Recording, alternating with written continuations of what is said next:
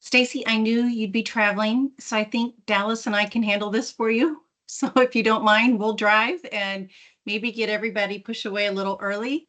So with that, Kelly, are you prepared to drive the PowerPoint? Great. Because today's meeting, unlike last meeting, is going to be more about gathering input from all of you.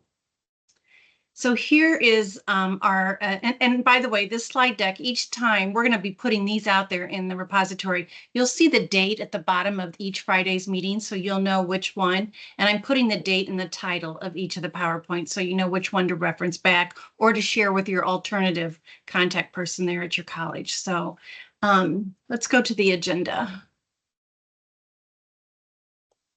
So we're just going to kind of do welcome everybody, introduce themselves in case somebody missed last week's meeting real quick.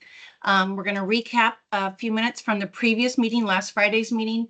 We're going to talk about the lunch and learn and then share a little bit about that. Then we're going to go into the Google repository and talk about what it is, those of you that were in it that liked it, and those of you that are not, what time can we set up today to get you in there? Then we want to go right into the draft implementation guide, which you were all sent on Wednesday. And this is a draft, a very, very rough draft, and we want your input, you know, things like, you know, is this good boilerplate for Indiana institutions? And are the topic areas aligned with your practices and policies? What is missing? And then the terminology. Then we're going to go to topics areas for next week to cover, and then the next meeting homework. With that, we may do 2 meetings for the implementation guide like we discussed last week. If we don't get done today, these meetings will stay at an hour. We have people joining us, so I'm going to kind of slow down a little bit here.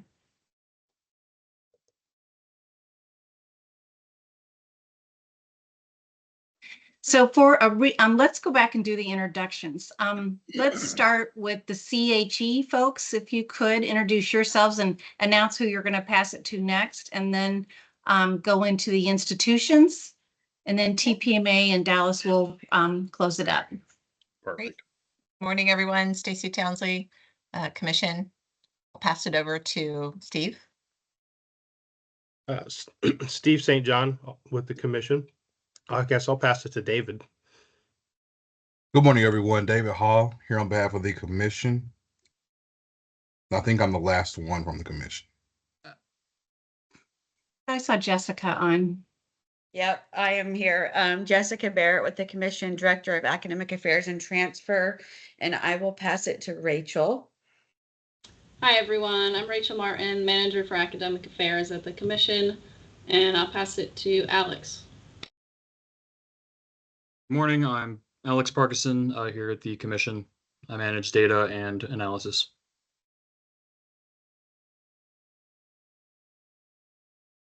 And I think that is all at the Commission. Yeah. So I will pass it to whichever group is next.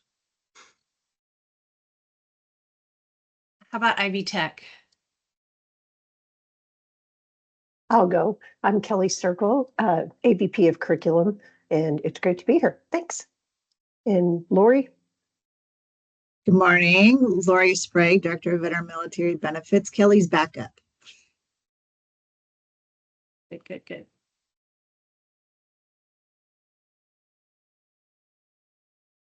I can jump in. Or okay, Liv. Laura Venatti, ISU and Associate Registrar. Thank you. Who's next? I'll volunteer. Ron Madgett, Purdue Global, Senior Articulation Analyst. Thanks, Ron.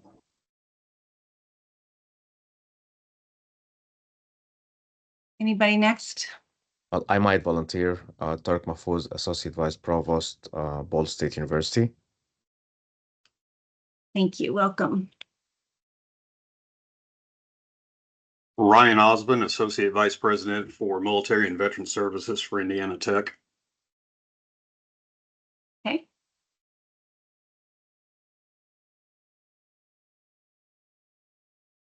Is that all that we have today joining us?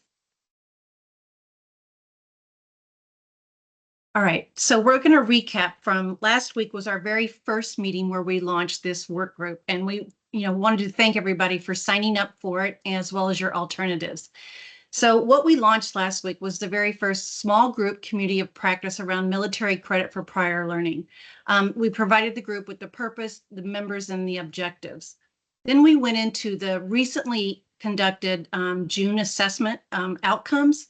We shared the findings, recommendation gaps, and best practices. From there, we talked about the future of Clearinghouse 2.0 and how the actual website and site for this will not be launched for a couple of years through CHE.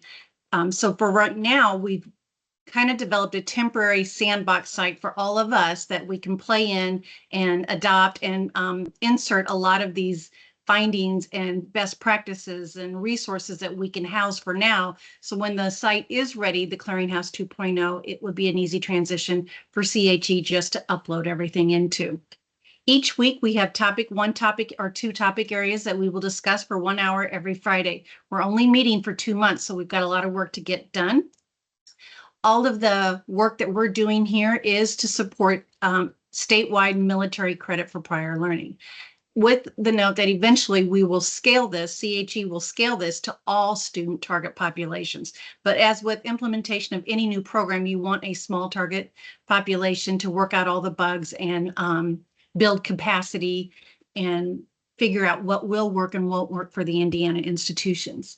And then at the end of each meeting, after we select the topic for the next, we go into homework assignments and when those will be coming out.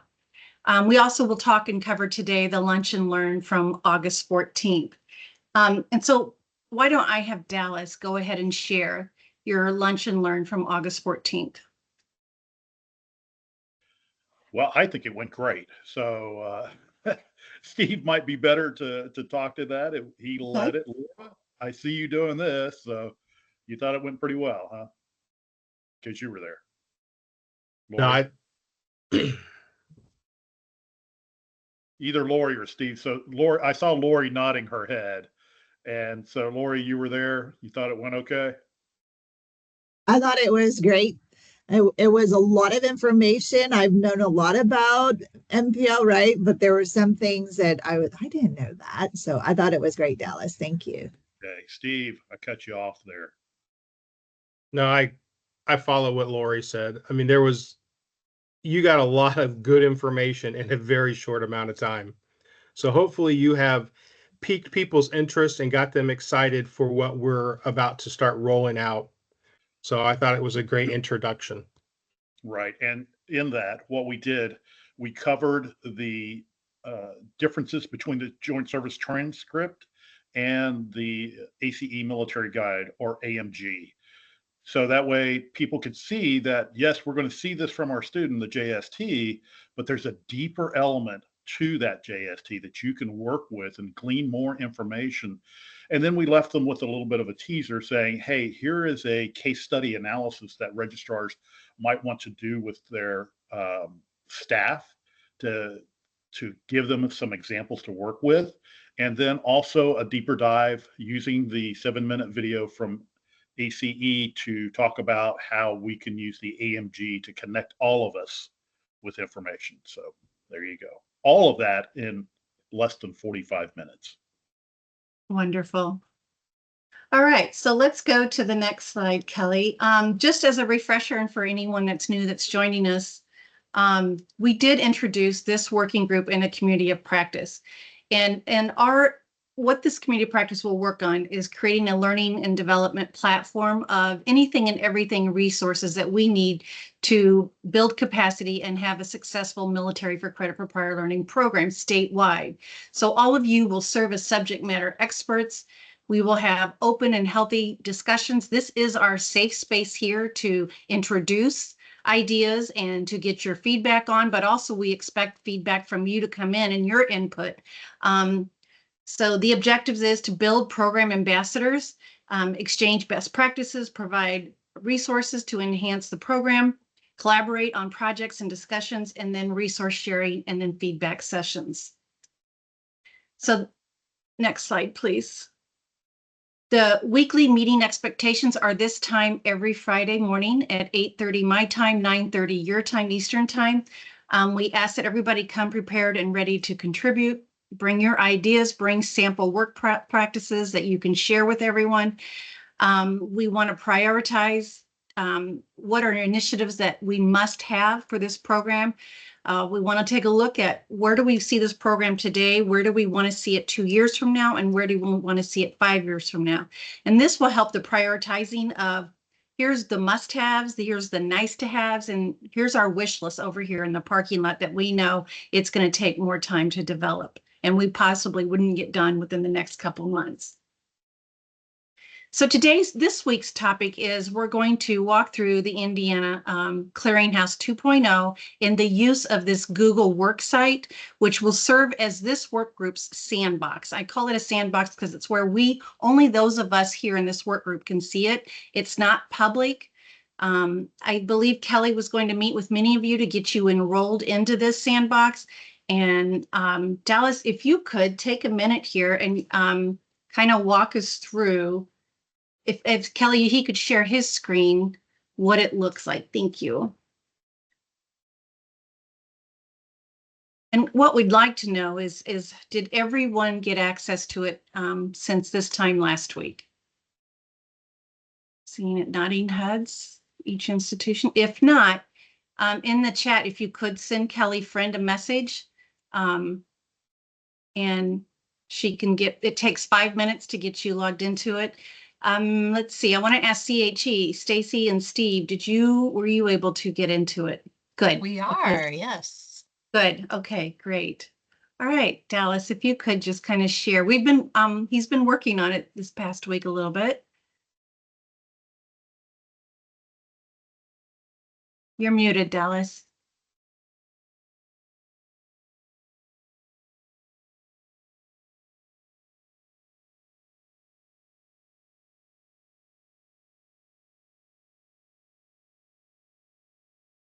Here we go.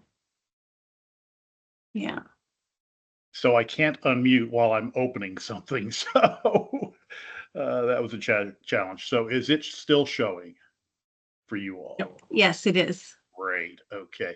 So what this is a Google site that we're going to use, and it's a warehouse of information. You can see on here boxes like where it says the implementation plan.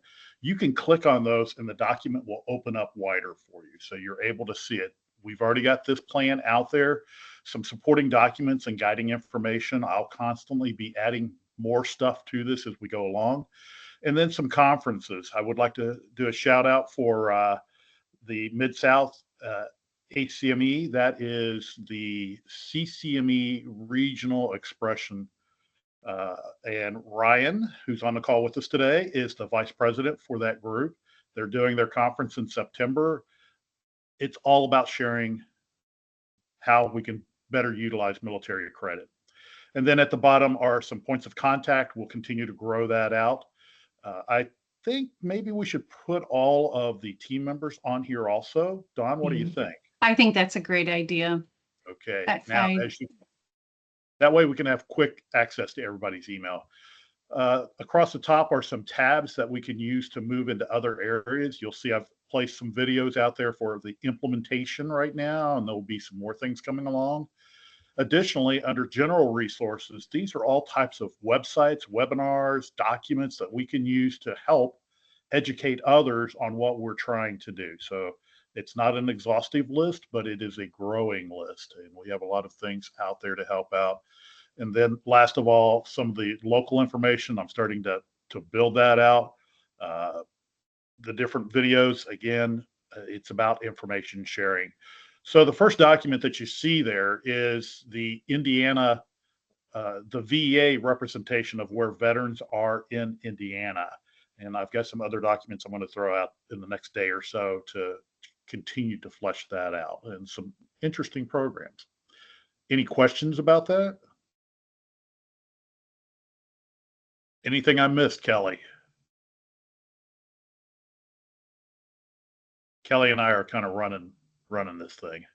I gotta say, I I'm hoping I'm making a strong assistant, but you are a great leader in the CPL. So there's so much information, things that I didn't know existed, that Dallas is putting in here, unknown gems. So if you feel like you've seen it before, and I felt like I seen a couple of these, but in the new lens, it makes a new different. And like, it's like reading the same book twice. You're like, oh, it makes more sense because I have more experience or I'm really into it. So that's my only words of wisdom there. All right. Dawn, anything else? No, I think it's great. And this will be a great resource for when new staff are onboarding at your institution that will be assigned this workspace. We have some very basic generic webinars that were funded and supported through the previous projects of this same work. Just the basics of credit for prior learning, what it is and what it isn't.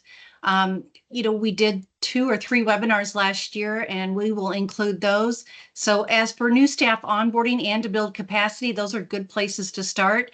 And then as we grow this in the future, when we open it up for all student target populations, traditional, adult learners, military, and so on and so forth, more tabs will be introduced at the top.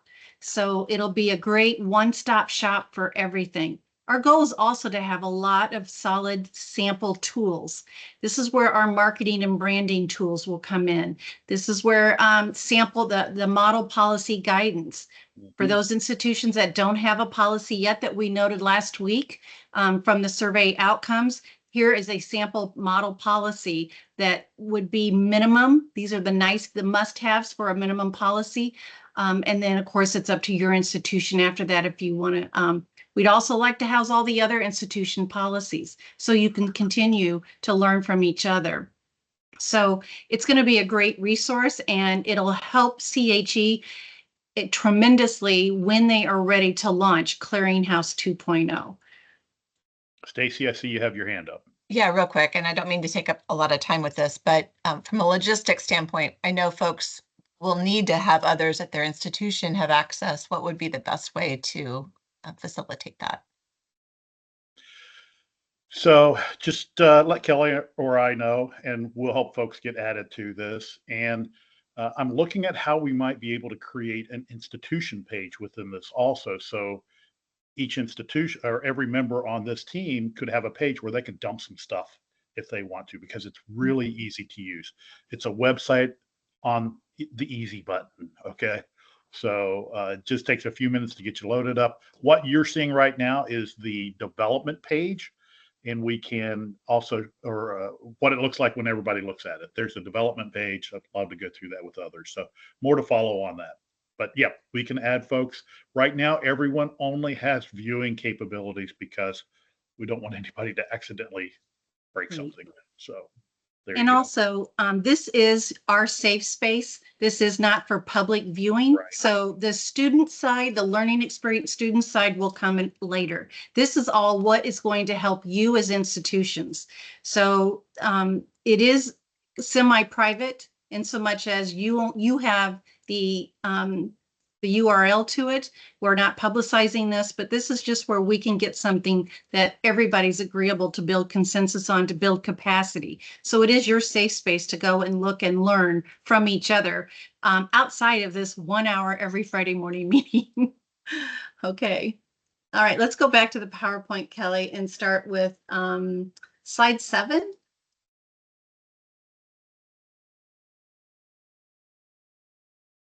And as you're doing that, if you have any recommendations or things to add, just reach out to Kelly or I, and we will add and modify. And we look forward to your help. This is our thing, the team's document. So just as you're reviewing this, there is the site. You might want to bookmark that so it's something easy that you can go back and forth to. And then, of course, we want your input. And then who else, like Stacy asked, who else needs access? And please reach out to Kelly, Dallas, or any of us on the CHE team or myself, and we will get them access right away. Okay, so let's go right into last week's homework, the draft implementation guide. So with this, we want to take a look at how many of you reviewed it, and then just your first initial reactions. We're going to break it down in future slides here in a minute on each of the phases to get down into it. But overall, is this guide, this boilerplate, something that you all could take from your institution and implement and run with it? In other words, put your logo, build your, make it align to your specific policy. And the other thing is what we're wanting to do in this guide is the terminology. We want everybody to have the same terminology statewide. We did see the differences as we shared last week when we did the analysis of reviewing the policies of those institutions that had a military credit for prior learning policy. The terminology didn't align. We saw 4 different terminology of credit for prior learning. Some of you called transfer credit. Some of it was military credit. So some of it was the prior learning assessment. And then we had 3 institutions that didn't have a policy at all. So if we could, let's just open it up for now. For those of you that reviewed it, why don't you take a look at these 4 questions and then just provide us your feedback. If you could, till we all learn each other, introduce your name again and your institution you're with. So, Allegra, is that you? You got your hand up? Yeah. So hi, everybody. My name is Allegra Fowler. I'm at Purdue Global. One of the first questions I had while reviewing the document is that it's positioned, I think, to address an audience of an institution that doesn't have anything going on. Like they don't have a military credit for prior learning solution. And so one of the questions that I had was whether I think we could leave it that way, but if there was maybe a way to add like just another section, maybe at the beginning or at the end or somewhere else that said, you may have already gotten started. Because one of the things that I'm not sure what the experience of individual institutions would be, but sometimes having a little bit of a solution, you have to kind of unwind all of that and clear the deck a little bit before you can really get into the work and do it well. So I would think either positioning it as this is only for institutions that are new and only for institutions that are getting started, or maybe adding some type of companion that would be like, and if you already have something going on, we recommend that you do an audit, track down everybody who's involved, those types of things. That was kind of my initial take, was that I know that a lot of institutions, I think you shared last week, it's maybe like 50-50 for institutions that are already engaged in this work. They're going to have just a different they're going to have to do something else before they get started, and I'm not super sure what it is, but I think it's worth acknowledging. Can I take that one, Dawn? So, yes, it was a great question, Allegra. Yes, please do, Dallas. Right, and this is just a draft right now. It's a template, and there are different iterations of this. If you have nothing to where you have something, but you're not sure what the something is, this is just a first look at how we might help each institution create an implementation plan or an enhancement plan. So yeah, you're spot on. And yes, there's a couple iterations of this so that we can use it, because what we want you to do as an institution is take this and fill in the blanks with your name. And we from TPMA will help you to craft this for your institution as a guiding document. Is that a fair comment, Don? It is. It is. But I like the idea of Allegra of adding a companion, and maybe within that companion, we put this community of practice names and contacts. So sometimes, talking to an outside consultant is easy because you're looking for straight answers. But a lot of times when I was at my institution, it was nice to reach over to another institution that was ahead of the game in the program to learn from them one-on-one. So we might want to think about that, but that's a good suggestion. Yeah, Okay, and this model here is actually if you're starting at 0, okay? So some institutions are going to fast track through A and D, the first 2, because they've already done that military cultural awareness. They've already built or identified the champions. So yeah, and that's how you can speed through this thing, saying, hey, we've already done these parts. Now we're ready to move into the next stage. How did the terminology feel?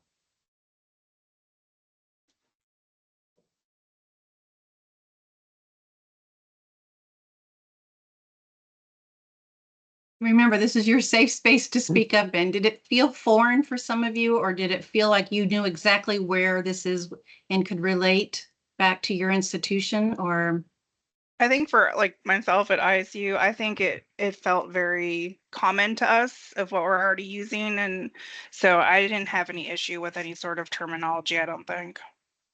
good. Same here, Kelly Circle, Ivy Tech. It felt very familiar and easy to read. What's interesting at Ivy Tech, we've done some of this, but I think we almost, because so many curriculum committees change and faculty change, that like it's almost an ongoing implementation. We start with phase one with new people and kind of build them in. So, it's always a continuous improvement on that. So Great point. This is just an idea, Kelly and the rest of you. What if we turn this into more like a workbook?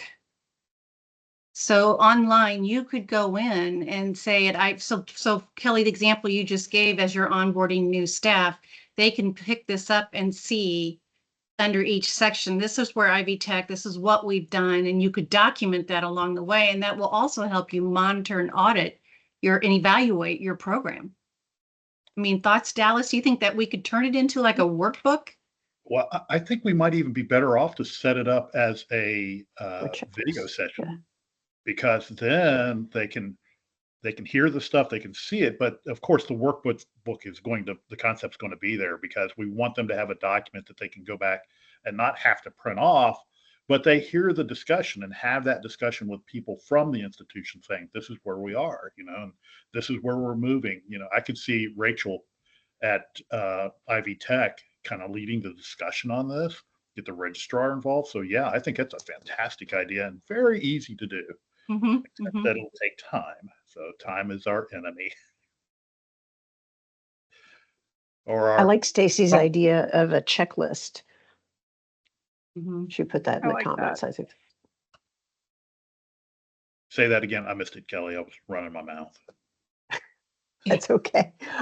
Stacy put in the comments about maybe having a checklist as an appendix, and I think that's a nice addition too, just to make sure that everybody is on the same page.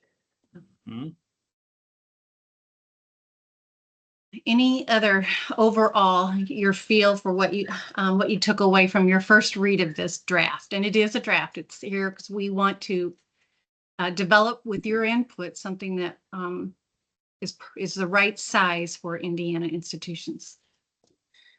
And I don't know if this is too specific, but there was on like page 4 about getting, the group together and finding your champions for this, I guess.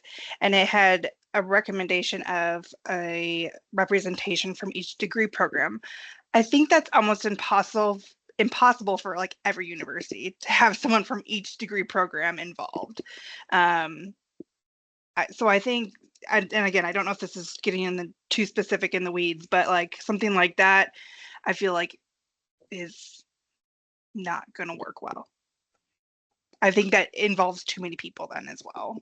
Right. And keep in mind, each institution is going to massage this to their institution. So some that feel like that can be done can do that. Others are going to say, no, we're going to have a smaller group. We're going to have a tighter group. So yeah, good point. Any guidance here from CHE folks about the every program? I mean, maybe we could include reference to the policy language that is encouraging some form of CPL within every program. It may not necessarily be military, but just again, kind of tying everything to the extent possible back to specific sections of the model policy guidance would be a good idea. Okay. Yeah, that's a great point, Stacy, because this is just the first work. As a committee, we're doing military credit, but the goal is to take this to the larger community of CPL across the state and all degree programs, either to say, yes, we can use it, or no, we can't, and here's why. So this is just the first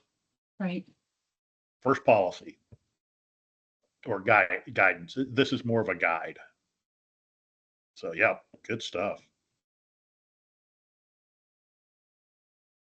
Okay, let's go to the next slide and talk about the phase one, building awareness. So with this section of the plan, for those of you that have already done this and we're ahead of the game, know this. And so we're looking from you, your input as, did this feel like pretty much how you perform this, or were there any aha moments like we should probably go back and do that, even though we've got a full program implemented? And then for those of you who don't, how did you feel about how we started with phase one, the analyze and the decision and getting that going? I thought this was great because we have not done this. However, we are taking like the JSTs and doing, course articulations. We're not in the realm of doing like the evaluation for CPL for like their occupations. So this part was very helpful for me. I think like our institution needs to go back and do this. Okay. Thank you for that.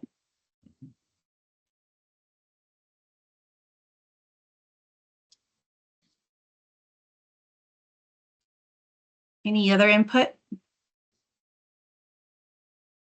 So the only other thing that I would offer is that I find at our institution that there is a difference between the level of awareness in supporting veterans and service members more generally and more broadly. Like there are a lot of people who have their head in that space, but in the military credit for prior learning, it's just a lot more narrow there.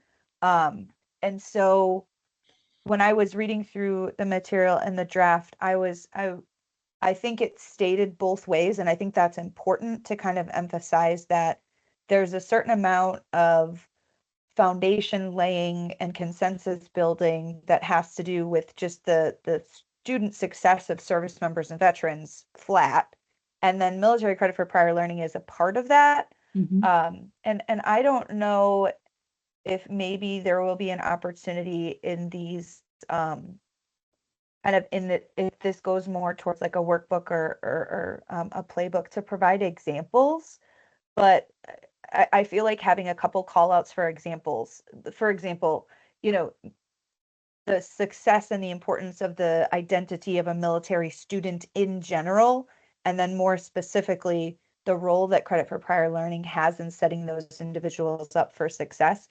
I'm glad that they were both there, but then I got thinking like, well, this is really about military credit for prior learning, but you can't get there unless you travel through all of the other stuff. And I think putting that in line, perhaps with some type of an example, might be beneficial. That's a great, so, keeping it broad is, we found some institutions, it's either they're a military student themselves, but they're not collecting data on affiliated students, like the spouse or the children, and they're treating them as a traditional student. So, which is why we have to address both in this guide, because some of you are doing a great job tracking all of that all the way through, not just the financial aid button, but that there's this whole portfolio file that everybody across the campus, from the registrar to the admissions to the faculty, are seeing. This is a military affiliated student, and they're collecting data on that. So, yes, one piece of terminology, and Steve, please chime in if you wish. So with the Collegiate Purple Star, we've defined what it is we mean by military affiliated. And so that's just something to keep in mind for us. For purposes of the Collegiate Purple Star, it was truly that military individual, not the family members. Right. Right. So if I could, going along with what you're saying, I'm going to do a quick takeover of the screen share, because Allegra, your point is so spot on. This is about credit for prior learning. And what we need to help our campuses to understand is this greater dynamic of the military ecosystem. And in that ecosystem, I'm going to try to grow this up a little bit. There we go. Let's not confuse the Veteran Service Hub and their responsibilities. They touch all of these communities, and under faculty and staff is credit for prior learning, under industry and military crosswalks, credit for prior learning, but it's not in all these elements. So we need to, I think, do exactly what you're talking about. Address the culture for understanding the military, and then the understanding of military credit for prior learning. I hope that made sense. Okay, cool.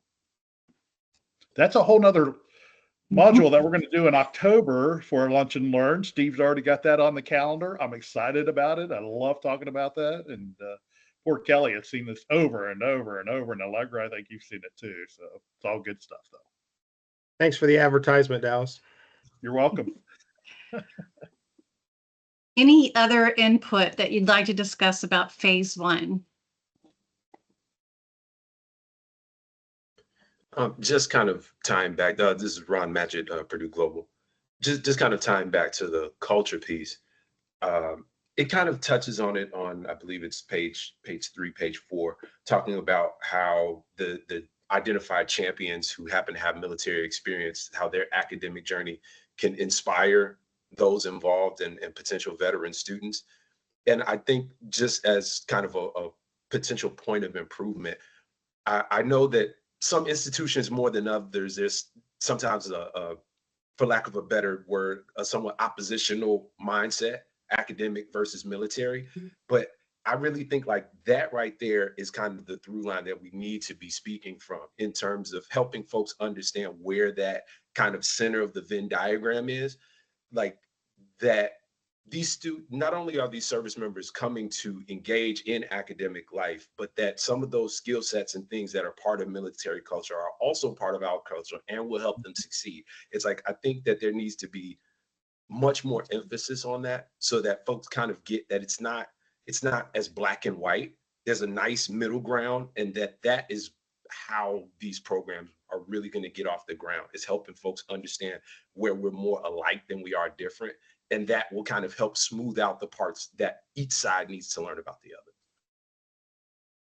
I like that. I do too. Yeah. Thank you, Ron. That's a great suggestion. Any other? Okay, let's move along. So let's go to phase. Yes, Before Dallas. we move on, Ron, I'm going to ask you to do something here. Can you put that in a statement? And I think we could add that as a box to the workbook as a pop out and saying, hey, this is why we're doing this, but we also need to focus on everything you just said. All right. And then we'll put you on as your university. So this is something people can think about for their institution, people that might have that same comment. So we share the load on the work here. All right. Sounds like a plan. Shoot that directly to me. That'd be great. Okay. All right, let's do the same for phase 2. We're doing good, moving right along. So let's hear more from you on the phase 2, which is implement and develop. This is probably a good portion of many of you. You've got a program implemented or practices.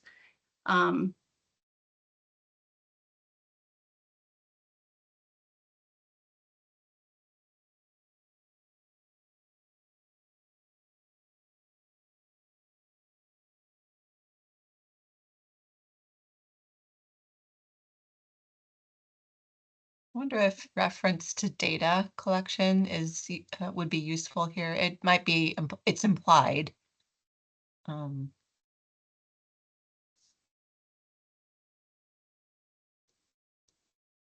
Right. Yeah. Because we want to do that all the way through.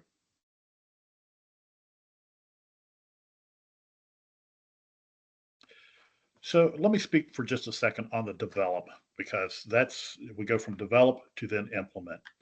In the guide, there's an example of what a program should look like, and that gives a fuller picture. What it would look like to have a CPL program. And it, again, is generalized because in that CPL program, we're talking about 2 or 3 people working in this area. But most institutions are not going to do that. They may have 1 or 2. Yet at the same time, we need to keep it separated from the Veteran Services Hub responsibilities. So can you speak to that about that model that we showed in there? Is that a workable model for developing your team to build that program. And then there will be parallel to that, all the things you have to do in policy to get that going, which in Allegra's case, they have a lot of stuff already done, and how we might be able to share that across with others. Okay. Yeah, the comment that I would make on this section is that to me, it still felt really abstract, even though there's an example and I know what you're talking about and I know what we're talking about. I don't know how to make it any more tangible. So I don't have a suggestion other than to say, like, this is where I started thinking that having examples in an appendix, or even because this work is really daunting. Like there's a lot that needs to be done, but it's not everything. So maybe just having a definition that scopes this. I think it was Kelly mentioned, like a glossary of terms or FAQ, I think would be really beneficial. So maybe talking about, a military CPL program is this, but it's not this, to kind of just make it a little bit more clear what exactly needs to be solved or addressed in the solution. Yeah, because again, there's so much that needs to be done here. And I think we were mentioning earlier, things like a checklist. This is also somewhere where I feel like, not within this document, because I feel like this document writes it up really well, but something a little bit more hands-on that has a checklist. Like you should have a catalog policy. You should have a registrar SOP for the application of military credit in the student information system. Like these are the things that you're going to need to be part of your military CPL program that you develop. And I don't know if it was just the way I downloaded it. That image, when I downloaded it, I couldn't really see it very well. So I don't know if that image might deserve its It's own the image on page slide. 8. Yeah, the image on Yeah, page that 8. one. Yeah. That's, and this is where we can build that checklist off of that image. We also thought later in this very same project, when we're done with this work group, but in November, when we're evaluating and checking in with the schools and maybe doing some secret shopping with some military students, we would, utilize something like this. Let's see, I'm trying to think. Dallas, can you open up page 8, that diagram? I'm thinking you also have it as a separate document that might be more clear, or slide. I do, but I have it open on the other, and I think I can blow it up big enough that it'll work. Give me just a second. Sure. Because that feels like the meat of it. Like that's the thing that we want people to be really thinking about. Are you talking about this one, Allegra? Yes. Yes, sir. Okay. Cool. Yeah.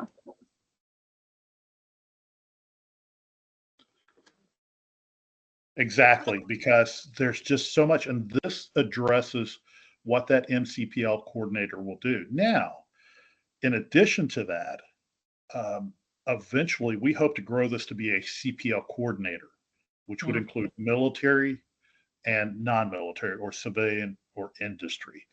And let me share another document that I think helps to illustrate this, because this is laying the foundation for where we're going, not where we're stopping. We have a much longer pathway to get to, and there it is. And give me just a second. While Dallas is pulling that up, there's a couple things that are coming to mind that to kind of work this out so it becomes more of a guide for someone that wants to do this. Would prioritizing those areas and giving examples, just a best practices, like maybe one or two, not overloading, because I think that's what you're getting at. It's such a big initiative. Would that help? Like if we took it and said, this is kind of like how this space is active and productive, and these are kind of the best practices around it, just kind of pulling those out. And I think we can What's going on find, with my we can find some of those. If you recall in the assessment we did in June with everyone, there was a question about, partnership and agreements. So when you get to that workforce portion of that circle, do you have an MOU with a local workforce investment board, your institution? So they are the ones that are, they have a list of employers that support hiring veterans first. And, for the job vacancies, and very few had that. Many of you had partnerships with military branches, for recruitment of those military students into your program, but on the back end of the programs, the study was lacking, that whole workforce activity and getting them into the labor market upon completion of the programs of study. So I think, there are a lot of good examples that, we could provide, maybe not, some of them maybe not happening in Indiana, but in other states, like Colorado or here in Missouri, come to mind, maybe Kentucky, because there is it's that whole external ecosystem outside the campus. So it's the student, it's the institution, and the hub, but it's also workforce development and business and industry. What happens to them after they complete those programs of study? Because this is data that we will need to collect so you can evaluate your program successfully. And as a college administrator, which programs are successful and are meeting the labor needs within your community, maybe, retire a program or to expand a program. Also tracking, we asked those questions on which were the most popular programs that military students are being admitted into and are studying in. And those are another examples of where we could take statewide and look at all the cybersecurity programs, all the EMT programs, nursing programs, business programs, computer science. Yep. So are you all seeing the CPL Center diagram right now? Mm-hmm. Okay. So this is that larger work that we want to go to eventually. And Don, I want to come back to your comment in just a moment, because that goes back to the hub that we'll talk about in October during the Lunch and Learn. There you go, Steve, another pitch. And but this CPL Center will be part of our next move when we go to moving from military into all things CPL, and how we can build that out, and the interconnectivity between all of this and the different industry partners, and how we work that. So those are the great things. And this becomes one of those points where, yes, we go outside to the businesses and such on the outside of the organization. That model was not part of the current guide because we're not there yet. We'll get there eventually. But maybe we need to add something that's somewhat similar to talk about those different duties. One thing that I've noticed, I did a little research.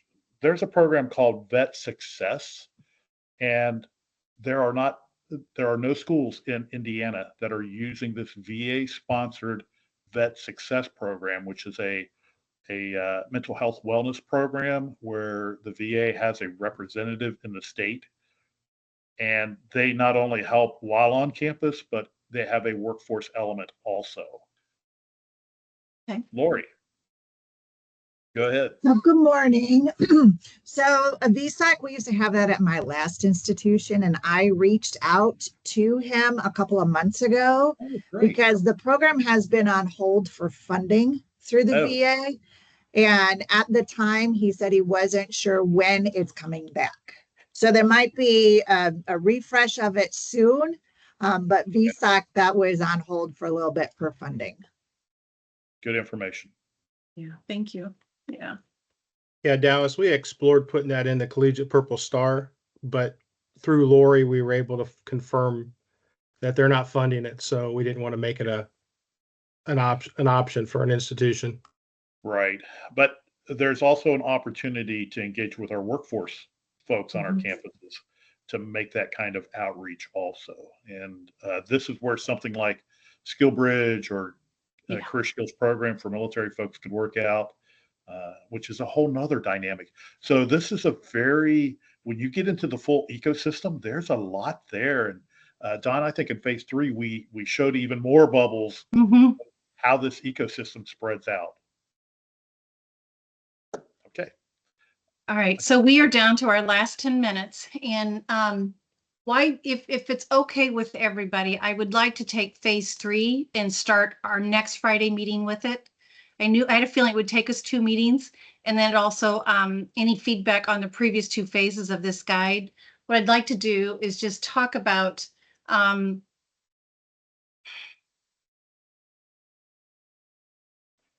the topic areas that we need to decide next week. So Kelly, if we could go to slide 14. So we'll start off with phase 3 of the implementation guide next week. And we'll do a recap of 1 and 2, what we learned today from all of you. And then go right into phase 3 with a similar practice. All of your comments have been wonderful. Slide 14, there we go. So today, these were just topic areas that we've developed. So as we're now into our 3rd meeting, I highlighted the Google Site Repository and the Implementation Guide. Next week, we'll start with phase 3, the Implementation Guide. What is the next topic you think would be a natural fit for us to go into? How about, there's marketing tools and program branding. There's the professional development tools. There's, and then there's the program itself resources for the institutions. Occupational crosswalks. I know Ivy Tech, I know you have 10 of them. They were done and done very well from back in 20, I think it was right when COVID started. So what would be a natural fit for the next topic area for us so this way we've got time to prep and get homework out to you to consider. So we have just as well as a robust meeting like we did today. I think other program resources maybe. Okay. I was just going to say that. Can you give me an example?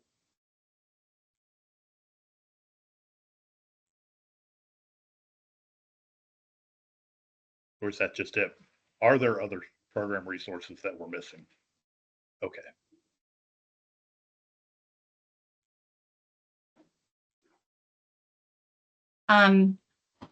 Yeah, Kelly, and prioritizing best practices in these topic areas, we can provide some of that, I think. I'd like it to be Indiana best practices, like I highlighted in the previous meeting. So I'll create a page for Indiana best practices on the Google site, and Great. we'll just start building stuff in there. Okay. Okay. Yeah. Okay. Maybe one thing to include here, and it's under ACE military guide, but there is that institutional sharing option that they have, and how does that work with this? Can we, maybe there's something there. Oh, there's a lot there. I hope we go there. That's what I want us to do. Is the group comfortable with that? And Dallas, do you have resources we could share with them as homework before so that they're ready for the next hour next Friday? So the last half of the 7-minute video from ACE, that it talks about the institutions page, and that will really help us a lot. We could also set up a training session for that. Okay, that wouldn't. I think I have a lot of that already built. I was going to ask, where's the 7-minute video again? It should be on the Google site, right? Yeah, it's on the Google site, and it is. Can someone post a link for that? Thank you. I'm stumbling and fumbling around here to look at it.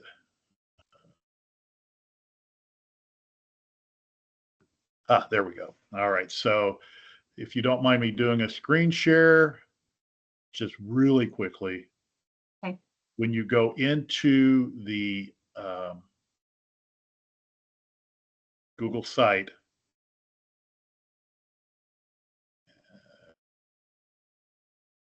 you will find that on the local institution resources. down here under videos. So this is the 7-minute video. And for cultural awareness, I always like to use the 15 things video, 15 things service members or veterans want you to know.